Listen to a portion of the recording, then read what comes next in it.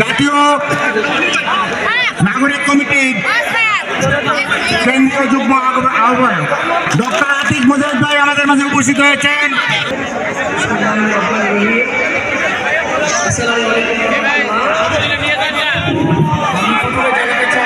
আমি নিজে একজন শিক্ষকের সন্তান। দ্বিতীয় কথা হচ্ছে আমি নিজে একজন ইউনিভার্সিটির শিক্ষক। সুতরাং শিক্ষকের মর্যাদা সেবাকে আমরা চাই।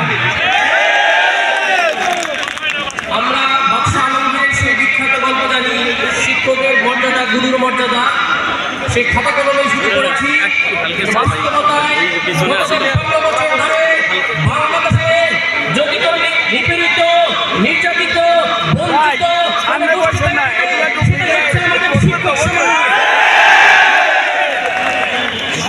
আমি মনে করি মানবতাকে বাঁচাতে গেলে শিক্ষা লাগবে। আর এই শিক্ষাকে বাঁচাতে গেলে শিক্ষক লাগবে।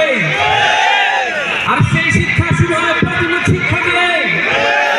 সুতরাং প্রাথমিক শিক্ষা না বাঁচলে মানবতা বাঁচবে না। আমাদের শিক্ষকদের কেন অনুসরণে যেতে হবে?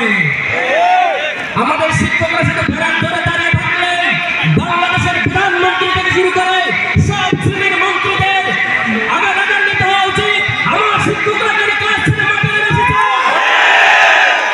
সুতরাং আপনাদের দাবি যত দ্রুত সম্ভব বাস্তবায়ন করা হোক।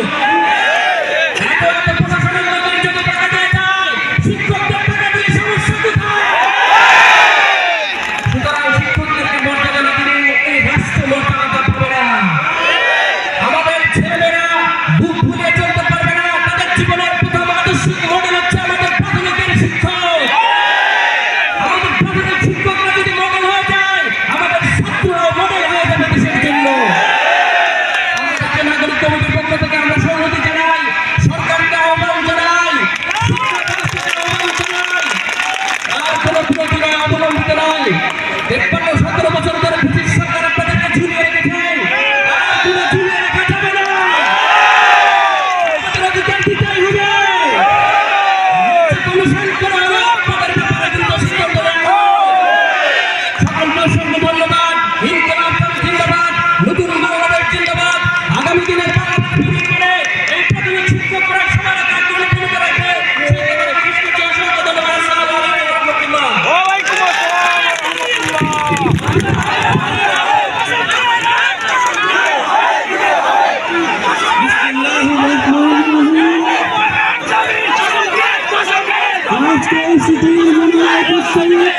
আজকে